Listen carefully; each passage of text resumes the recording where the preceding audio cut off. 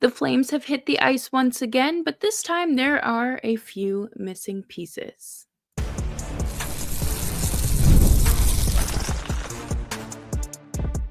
You're Locked On Flames, your daily podcast on the Calgary Flames. Part of the Locked On Podcast Network, your team every day. Hello, everybody, and welcome to today's episode of Locked On Flames. As always, I am your host, Jess Belmosto, and thank you so much for joining me.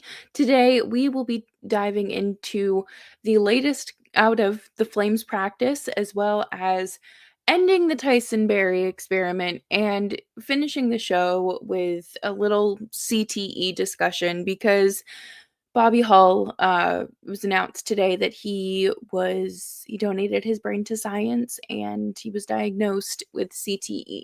So we have some things we need to discuss there. Make sure you're subscribed to Locked On Flames wherever you get your podcast, as well as YouTube.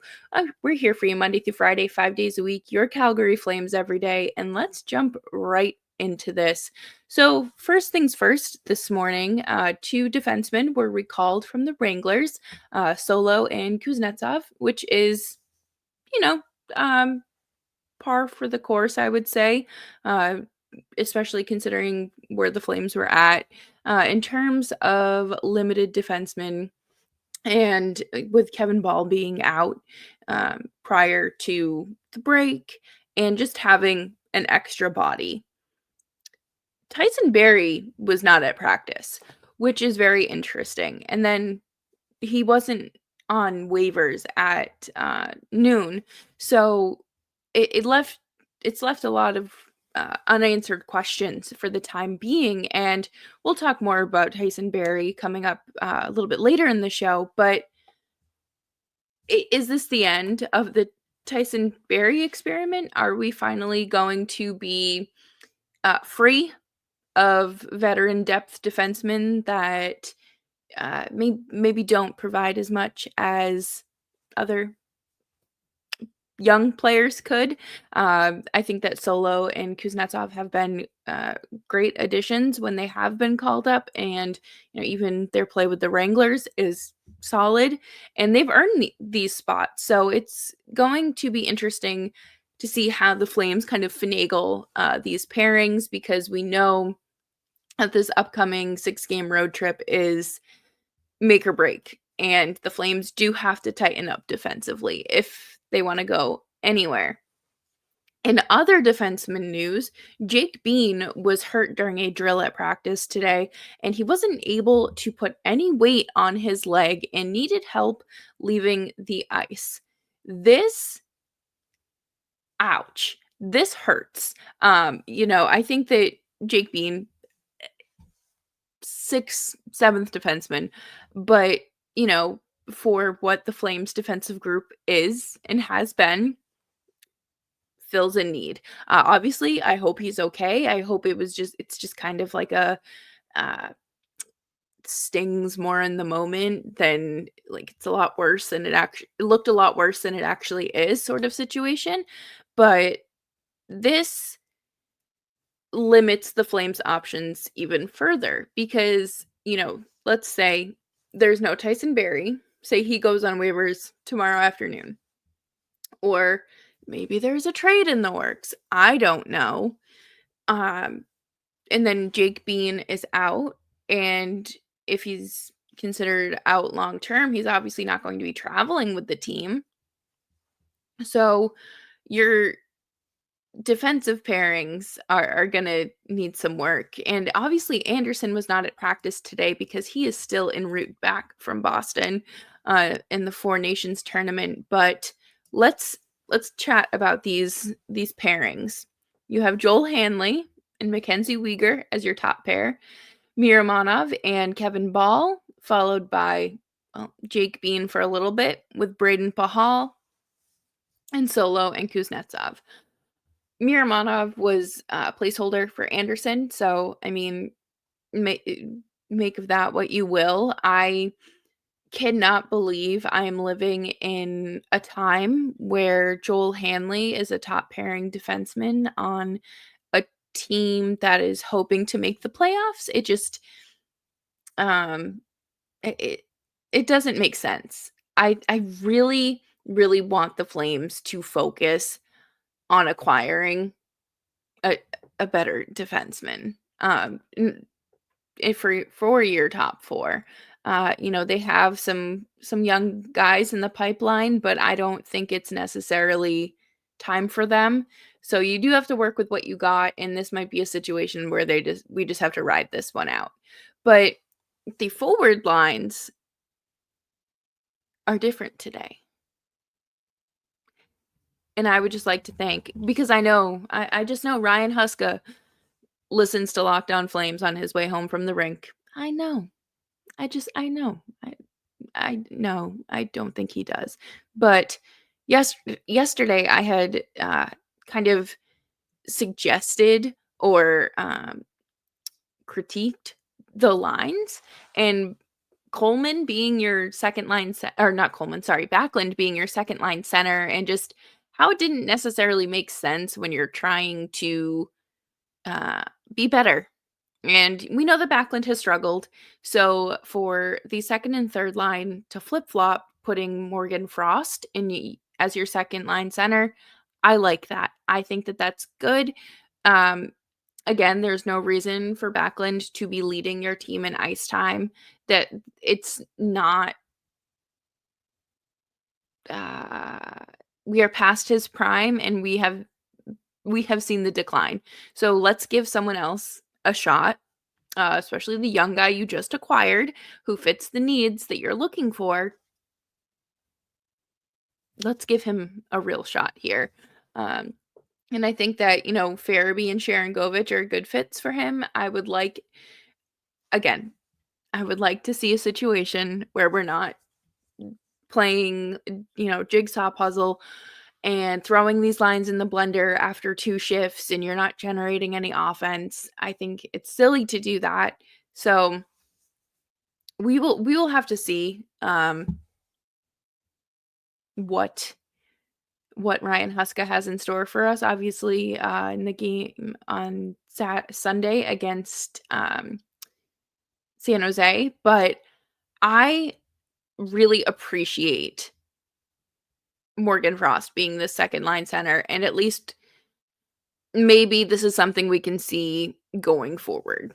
But coming up next, we are going to talk about the Tyson Barrie experiment and just how exhausted we are here on Locked On Flames.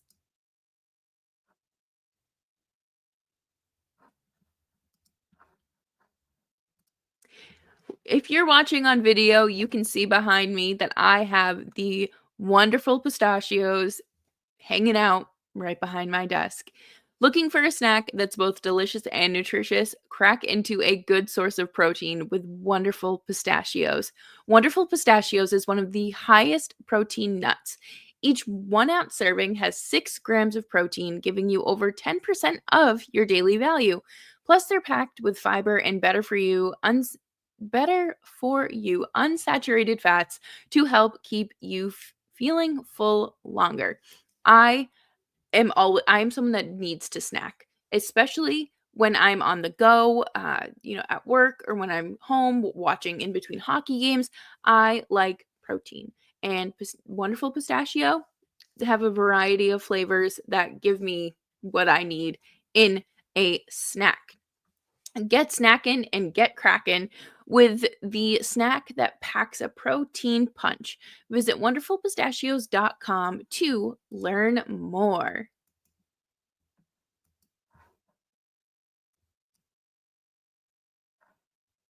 Thanks everyone for hanging out with me today on Locked On Flames. Make sure you are subscribed wherever you get your podcasts as well as YouTube. We're here for you Monday through Friday, 5 days a week. Your Calgary Flames every day. I don't necessarily think plus minus is a good stat to just like base your full it doesn't give you the full picture when you're evaluating a player.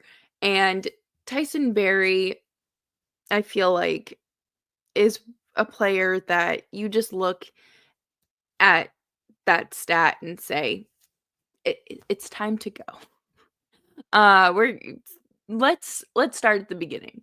The Flames signed Tyson Barrie in the offseason, and we knew that it was going to be a depth add. He did not necessarily fit that 6, you know, he was going to be a 7th or 8th defenseman, depending on the day. And I think that that's fair. The Flames gave him a shot. It's just, he has not played well at all. And it's tough to watch because he's slow, doesn't skate too well, clocking in at a -7. It's he has 3 points, which, 3 points in 13 games for a defenseman, sure, whatever. But when he missed practice today, or not at practice, I should say, it was kind of assumed that he would be placed on waivers or maybe a trade, or, he could just be sick. But I don't know. But noon came and went, and Tyson Barrie was not put on waivers. So I think all signs point to the Tyson Barrie um, experiment coming to an end. It makes the most sense to place him on waivers. And I get it. 33-year-old established NHL veteran. Um, he just doesn't he doesn't do it for the Flames, and I'm not quite sure he is doing it at the NHL level anymore, regardless of where he is. He doesn't mesh with what the Flames are doing or trying to accomplish. There again, the skating is just such an issue that I would honestly prefer to see Miramonov, who has been statistically worse, out on the ice over Barrie. And where we are at the point where the Flames absolutely need to, you know, be counting their games. There's not a lot of runway left for them. And integrating players that play well together or have earned a spot in the lineup, to me, is more beneficial than keeping Tyson Barrie in your lineup. I just I feel like this has been a failed experiment for a while now, and we know that Huska and Co. Real like they give veterans a longer leash, which makes sense. But I feel like he is out of chances, and his performance in the games leading up to the break were just deplorable. Yeah, the 6-3 loss against Toronto, pretty bad. He was -1, 14, just under 15 minutes on ice. But the game before that, a month before, no, that's a lie. 2 or 3 days before, he was playing 18 minutes a night. And Tyson Barrie cannot be doing that for this organization. Again, you have younger players that you need to integrate to your lineup, or that have earned this spot. So I think that obviously calling up uh, Kuznetsov and Solo is a smart move to begin with. But with Barrie not at practice and Bean seemingly hurt, these two players have absolutely earned a shot. I think we need to see more of both of them.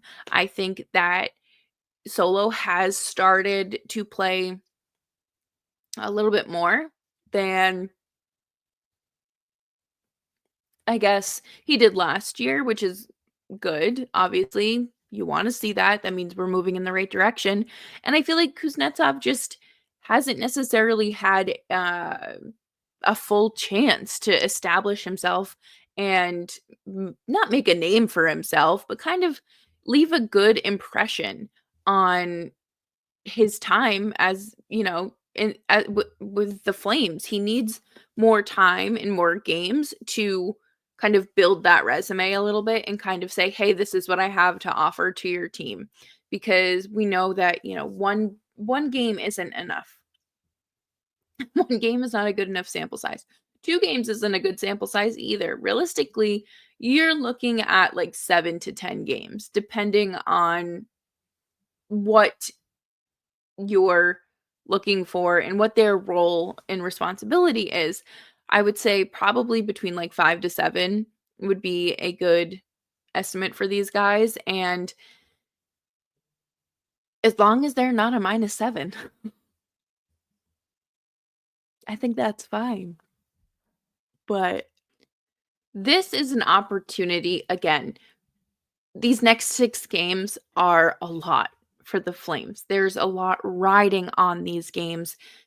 And with Thatcher Demko being out now week to week for the Canucks, is this the time where the Flames catch them and solidify themselves as that second wild card team?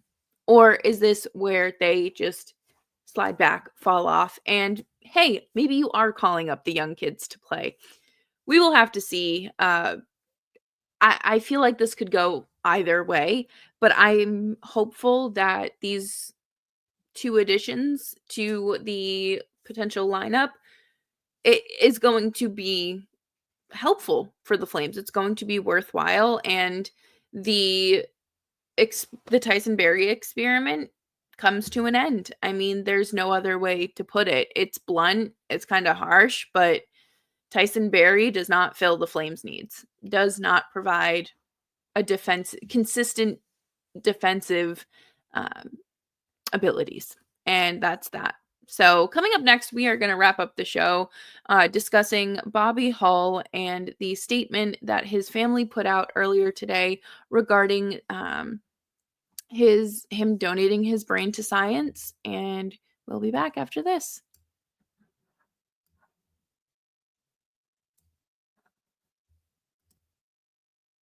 Thanks everyone for hanging out with me today on Locked On Flames. Make sure you are following me on Twitter and Blue Sky at Just Belmosto. There is so much debate. I use that very loosely because I think most of us believe in CTE. Um, uh, between, the fighting, the constant head injuries, repeated concussions, blows to the head, um, and just that being affiliated with hockey and CTE. And, Gary Bettman has denied um, the existence of CTE, because certainly he is a qualified medical professional and scientist making these decisions and doing research. I understand from a lawsuit point of view that he probably really can't go on the record and claim that, because then, it's gonna be like the NFL, who had to pay billions of dollars in, lawsuits and payouts because of concussions and CTE. So, I get it from that point of view, but we need to be doing better. We have seen it with no, okay, not hundreds of players, but a boatload of players, that talk about how hard their day-to-day life is after, concussions, or just integrating back into hockey or life after hockey, how Tim Thomas, like, had to go, like, basically off the grid because of his last concussion, and, like, for a year or 2, and collect himself and try to reintegrate back into society and whatnot, and that's terrifying. The brain is a very brilliant thing. It is an incredible organ, and it's delicate. And that's why that is why we wear helmets too, and why you should wear helmets when you are on a bike, when you're roller skating, when you're playing hockey, things like that. Like, you need to protect this. But today it was announced that Hall of Famer Bobby Hull had CTE. CTE isn't anything that you can be diagnosed with while you are alive because they have to physically look at the brain, like look at it, and study it. So, and it's not something that you can just do like with an MRI, basically. So ESPN and the Associated Press put out Bobby Hull, the Hall of Fame forward, two-time Stanley Cup or two-time NHL MVP, who won Stanley Cup back in 1961 with Chicago, had chronic traumatic encephalopathy, CTE, when he died 2 years ago. His widow shared in a statement. Boston University has been leading the revolution, the science, the research behind CTE. He had stage 2 CTE when he died in 2023. He struggled with short term memory loss and impaired judgment over his final decade. A decade of short term memory loss and impaired judgment. That's tough. And he chose to donate his brain after seeing a former teammate, Stan Mikita, decline late in his life. Seeing the pain and heartache suffered by his lifetime friend, Bobby felt strongly no other family should have to endure CTE. He insisted donating his brain as though it was his duty to help advance research on this agonizing disease. Yeah, I think that it's it's a beautiful thing to want to contribute in that fashion. I mean, you literally left it all on the ice, and I think we still have such a long way to go when it comes to really grasping CTE and the ramifications. It's a degenerative brain disease, and it has been identified in athletes and combat veterans who sustained concussions or repeated blows to the head, and it can only be diagnosed posthumously after you died through an examination of the brain. It's hard. It's hard, and CTE has increased by 34% each year of hockey played. So, you think about these guys that play these long careers and sustain head injury, bad hit after bad hit. Even if it's a legal hit, it doesn't matter. Um, it's still impacts your body. And I think, like I mentioned earlier, there is still such a long way to go with the the studies and the research, as well as placing some sort of responsibility on player safety and the owners. I'm reading here, the NHL Players Association announced in November that it was forming an advisory committee to help hockey players better understand CTE and the damage concussions can do to the brain. In December, researchers at Boston University published a study of deceased male hockey players that showed 18 of 19 NHL players examined had CTE. That's really scary, and obviously, there are different categories and stages and severity of it, but we look at players, you know, Aaron Hernandez, I mean, Antonio Brown's likely has it, Junior Seau, um, obviously, like, these players, we see that it doesn't always just impact your day-to-day life, but also your judgment and I don't think you necessarily want anything bad to happen, and one of these players to commit a crime or an impulsive decision that changes their life and someone else's, and it comes out and it's like, oh yeah, of course he has CTE. I don't necessarily, I think that it is very dangerous to keep denying it.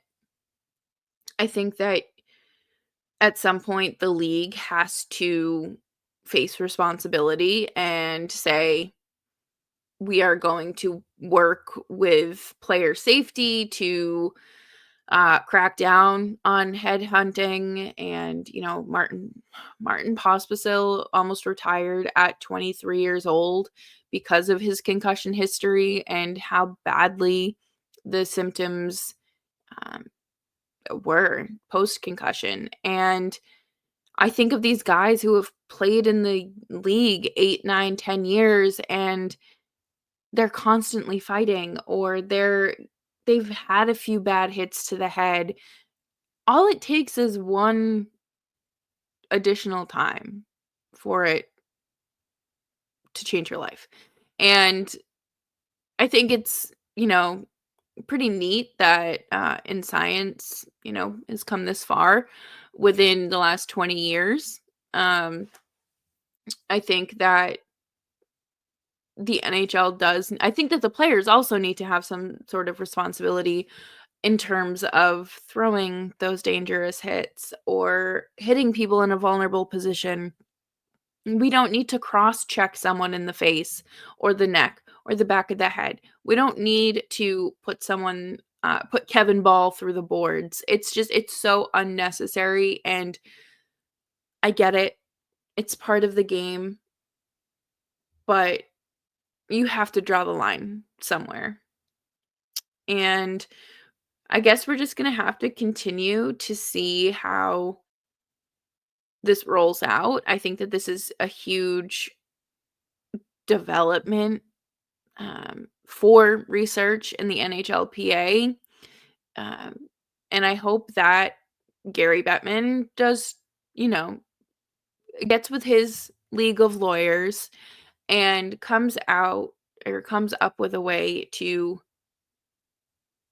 approach this and just do something, because, you have to do right by your players. And thank you everyone for hanging out with me today on Locked On Flames. I know it was a little bit of a heavier episode at the end there.